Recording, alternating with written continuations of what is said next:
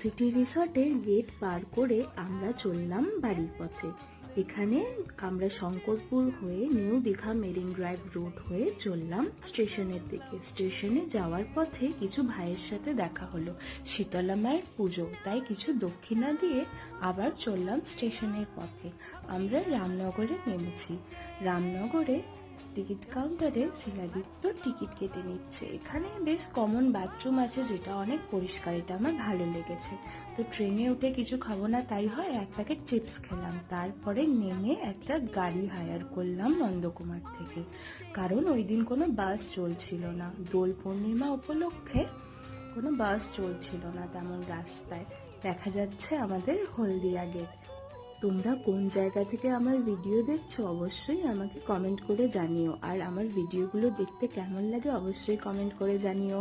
দেখা হচ্ছে অন্য কোনো সফরে।